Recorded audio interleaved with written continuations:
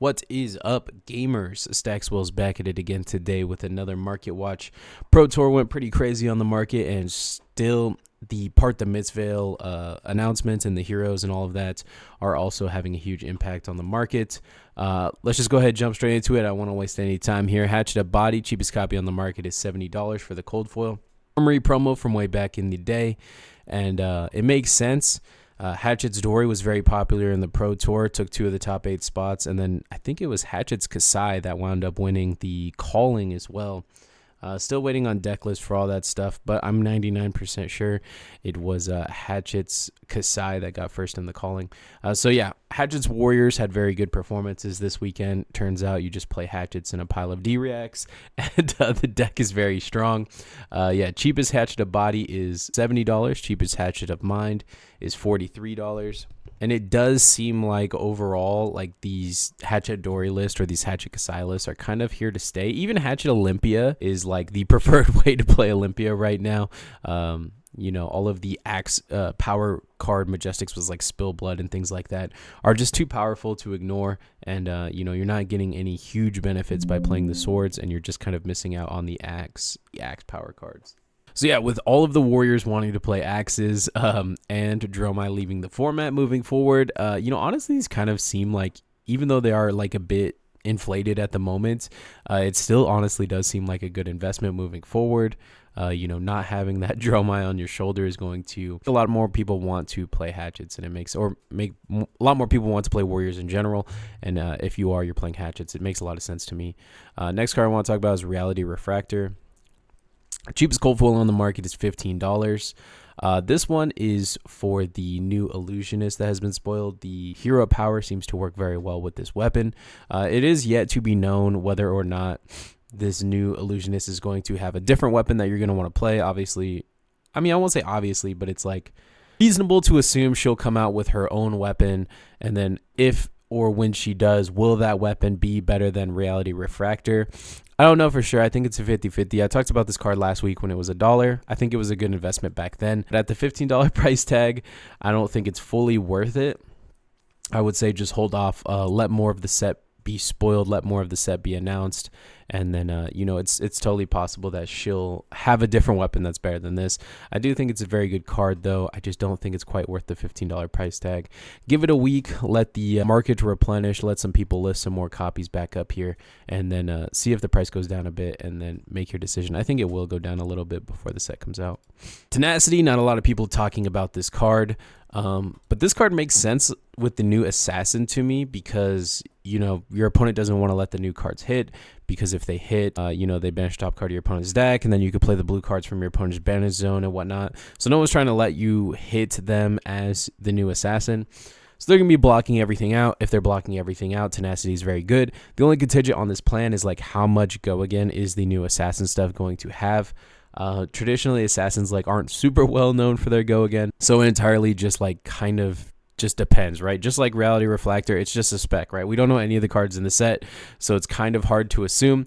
But if the new Assassin has a lot of go again, I could see Tenacity being kind of good in it, because yeah, if you like throw a couple attacks out, they throw their hand and equipment at it to try and like not let you get value from playing their banished cards, and then you just throw a Tenacity for 10 at the end of the combat chain. Seems very strong. Yeah, no guarantees on this one, but I think for a couple bucks, I think it's worth it. Cheapest copy on the market's $3. Diadem of the Dream State, cheapest copy on the market is $20. I remember telling people to pick this up when it was a $5 legendary. That's so crazy to finally see that it's getting some love.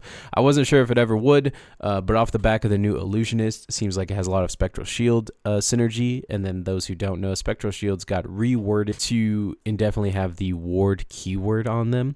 So yeah, Diadem of the Dream State kind of seems like a natural inclusion in the new Illusionist with all the Spectral Shields. Cheapest copy on the market is $20. Hold the Line, also about a $20 card. It's $18.50. Had a huge showing this weekend. I think that may just be off the back of Brutes, though. And then, like, even Illusionist was drawing too with the Tome of the Imperial Flame.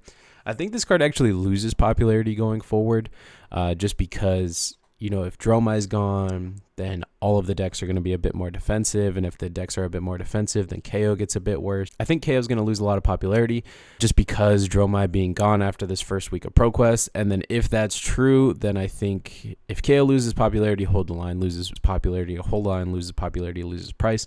So I think this is going to come down a bit. If you don't have it, I think, definitely give it a couple weeks to a month here and, quote tweet me on this. I think this price is going to go down substantially.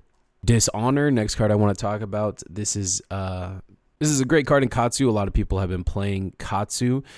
Seems very well positioned into the last metagame. A good KO matchup, a good Dromai matchup.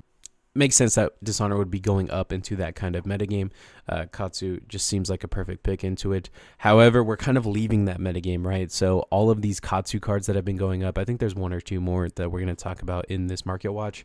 I would just be a little bit wary of moving forward because we're just not sure if Katsu's still going to be good. With Dromai being gone, KO's also going to be gone. If KO and Dromai are gone, then what is the incentive to play Katsu, right? There's going to be like a lot of victors and things like that are going to be rising up in the metagame, right? There's going to be a lot of Hatchet Dories, things like that. Katsu isn't super good into either of those decks. If that's the entire metagame, you're not going to be wanting playing it. So I anticipate all of the Katsu cards are going to come down a bit after this weekend. Also, Katsu just didn't perform last weekend, right? It was like the perfect Katsu metagame, and he still didn't top 8. So that should kind of go and say something. However, I do want to caveat all of this with the Ninja set coming, right? So it's totally possible Katsu gets a lot more support and is able to play these Dishonor lines a lot more effectively. I think, though, I'm not super confident in it. I would wait for it to come down. Spill Blood makes sense. We kind of just talked all about this. Hatchets, Dorinthia, Hatchets, Kasai loves to play this card. It's just a super powerful card, kind of like your power card in the deck. Cheapest copy is $7. Before this weekend, it was like $3, so that's kind of crazy. Also worth noting is that the cheapest rainbow foil is at like about $12, $15. So that card's definitely creeping up there. I think this is going to hold too. There's so many warriors in the game, so many warrior players in the game. And, this kind of unlocked a whole new way for them to play for years moving forward, it seems like. Eradicate, we did talk about this one last week as well. This one makes a lot of sense. I think this is a very good card. I think it's going to be a very good card moving forward. Cheapest copy on the market is like $6 after shipping. And then the cheapest rainbow foil on the market is like $13, $14, $15. Kind of crazy stuff, but this is what all Assassin Majestics do for some reason. I don't know if Assassin players are like more inclined to foil out their decks than the average other class user or something like that. But the same is true with like Surgical Extraction, Leave No Witnesses. If you go check out all of those cards, like the rainbow and the non-foil, like just have too big of a gap. Maybe it's just the Dynasty Majestics. I don't know. Maybe it's something about that set. Nerve Scalpel, the cold foil, $80 actually, $80 shipped. There's only 3 copies on the market here. Makes a lot of sense. This is like always played in Assassin. You always have Spider's Bite on one hand, Nerve Scalpel on the other, and then the Flick Knives to flick the Nerve Scalpel to counteract the Sink Blow and the Fate Force scenes. Every deck's playing Sink or Fate, so it's like the perfect setup, and it's played in every Assassin, so it's safe to assume that every Assassin moving forward is going to play this. If the new Assassin plays this, then it's a good spec, right? So, makes sense. Sonata Galaxia, cheapest copy on the market is about $5 shipped. Cheapest rainbow foil on the market is like $16, $17, $18. This is just that expansion slot tax. We've seen it time and time again. It makes sense. A lot of people were cooking with Viserai going into the Pro Tour weekend. I think a big part of that, though, was because it had a good Dromai matchup, right? Like Mauve Skies, hit a dragon, make 3 rune chants, throw all of these rune chants at your opponent. They can't AB it very effectively with all red cards in their hand. Yeah, I think it had a reasonable Dromai matchup. However, it didn't perform. Dromai's leaving. I don't anticipate this to be going crazy anytime soon. I think that this rainbow foil is definitely overpriced, but I think it's worth picking up a playset of the non-foils. So just like, $369 for a playset. Not a bad deal, not a bad pickup. Obviously, Viserai is going to have his day at some point, right? And when he does, it seems like Sonata Galaxia is going to be played in the deck. I think it's a good pickup. Cleave, cheapest copy on the market is $3. Cheapest rainbow foil copy on the market, however, is like $12, $13, $14. I don't know. It's just this like a theme after this weekend. It's just everyone wants to foil out their decks because all of the rainbow foil and non-foil cards have like such a huge a huge difference in price lately. Normally it's like a couple dollars, right? If the non-foil is $4, the foil is like $6, $7, $8. But now lately, I don't know what it is. I think people are just kind of starting to realize what I've been preaching all along, is that just the foils maintain more value over time. I know there is a subset of players though that prefer to non-foil out their deck, something about getting game lost for having foils in their deck or something like that. And to that, I just say foil out the whole deck. Jokes. Moving on, Death Touch Red, cheapest copy on the market. This is the extended art Death Touch. Cheapest rainbow foil is $70, and it's all but disappeared from the market. There's only 4 left up here, and this card's going to be probably played in every assassin forever, just like Codex into this is just too good of a combo. So I imagine every assassin is going to play it. It makes sense that people are buying up copies of it. This was like a calling promo. Yeah, it was some kind of calling promo. I don't remember exactly what one. I want to say it was Vegas or something. I don't remember. Spectral Shield, the cold foil promo. This is off the prize wall. I actually picked up one of these with tickets this weekend, so that's pretty cool. But yeah, the cheapest copy right now is $140, and they kind of disappeared as soon as the new Illusionist got spoiled, right? The new Illusionist is going to be dealing a lot in Spectral Shield, so it's reasonable to want a cold foil Spectral Shield. Yeah, they totally disappeared, and when I checked this weekend, the $250 was the only one up here. However, the $140 copy has been listed. There's 4 copies up here, so there's still a little bit of time to get in on this. Yeah, $140 though, still a lot higher than it was prior to the announcement. Prior to the announcement, you get it for like $80 to $100, so huge jump there. Infiltrate, this one makes absolutely no sense to me. I will die on this hill. When this hits a hero, banish the top card of their deck. You may play it until the end of your next turn. That's what the new assassin does anyway. The new assassin says, you could play your opponent's banished blue cards. So why do you want a card that gives you the ability to do what your hero power already does? This makes no sense to me. Uzi couldn't play cards from your opponent's banished zone, and she still didn't want to play Infiltrate. This new hero already can play cards from your opponent's banished zone. What would make you think that the new hero wants to play Infiltrate? Like, what's the upside? Like, well, you might not banish a blue, I guess is like the argument there. I have no idea. I don't think it's a good pickup at all. If it wasn't good in Uzuri, if it wasn't good in Arachne, it's surely not going to be good in the hero that basically has this printed in her hero power, right? I think that's obvious, but for some reason people keep buying this card. I don't know if they're just like doing keyword searches or something, like play banished card search and then buying everything that says that. I have no idea. If you guys are thinking of something I'm not, if there's something I'm totally missing here, please let me know in the comments down below, because I don't understand this card at all, and I don't understand why people are buying it out. I'll still tell you the price though. Cheapest copy on the market is $9, and the cheapest rainbow foil on the market, of which there's only like 5, is $13 for one, and the next one, okay, there's one for $13, and then it jumps to $20. If you have this card, I would immediately sell it. I'm going to try and dig through my Majestics. If I have any, they're going on TCG Player tonight. Tiger Swipe, cheapest copy on the market, is about $6. This one calmed down a lot. I think this is a more reasonable price for it. It kind of just depends how much chi the new ninja is going to be able to get. Is he going to be able to play 3 Tiger Swipe or 1 Tiger Swipe? It's no secret though that he is playing Tiger Swipe. I think that as it gets closer, as people start building it, this card's still going to go up a lot. I think there's a lot of room to go up still. I think that this card, when the ninja finally comes out and when people finally start playing it, I think this card settles at like $15 ish, $10-15, somewhere in there. I think that's where it's going to settle. So yeah, I'm holding mine. I bought a bunch. As soon as it got spoiled, I went to the Realm Games booth. Shout out Realm Games, by the way. There are booths at these events. Always, to me, like when I shop around a little bit, the Realm Games seems to have like very good prices, some of the best consistently. So yeah, shout out to Realm Games. Shout out to Ben from Realm Games. He always hooks it up. I got a bunch of Tiger Swipes from him when they announced the hero, and I think I'm going to hold on to him. I think it's going to go a little higher. Like I said, I'm waiting till like that $10-15 price tag before I decide what I want to do with him.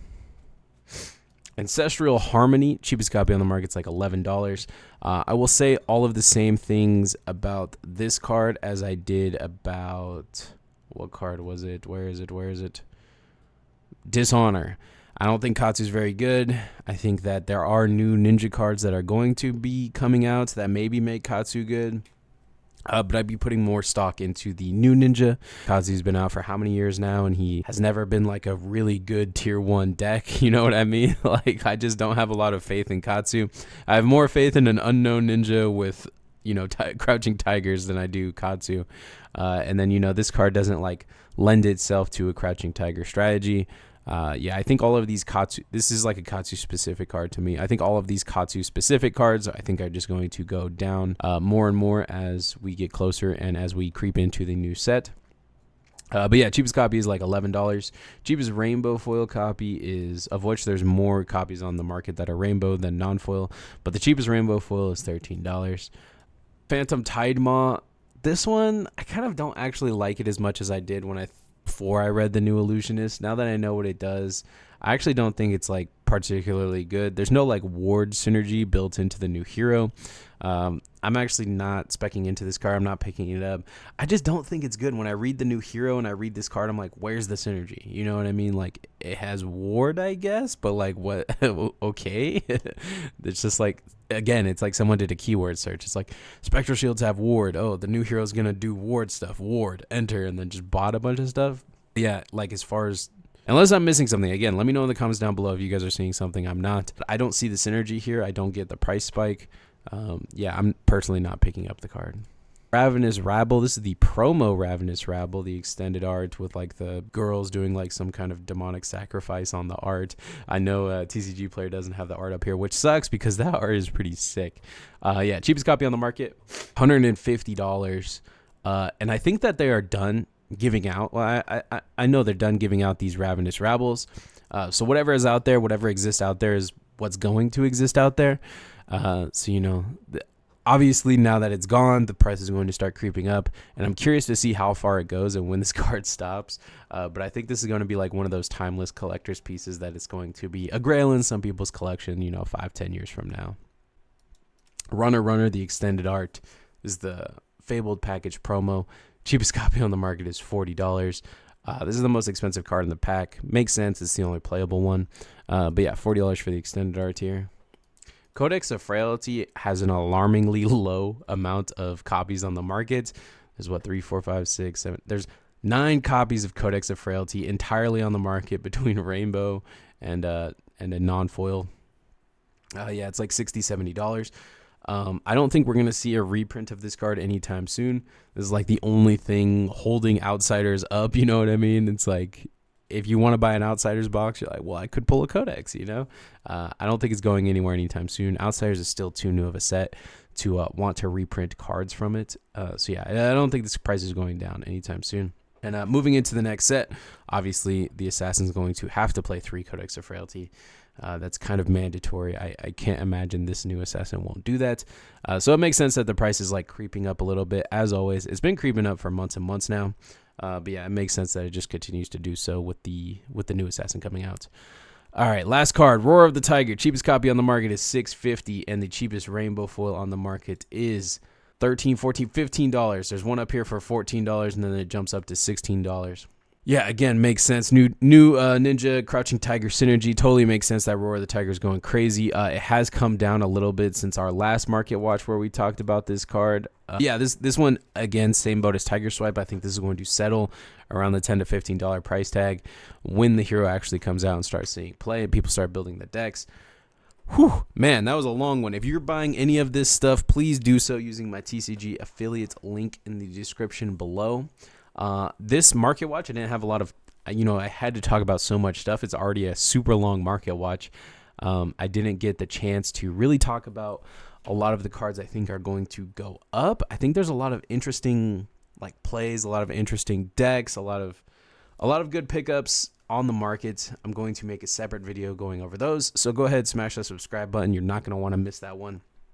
But that's all I got for you guys today. Later, gamers.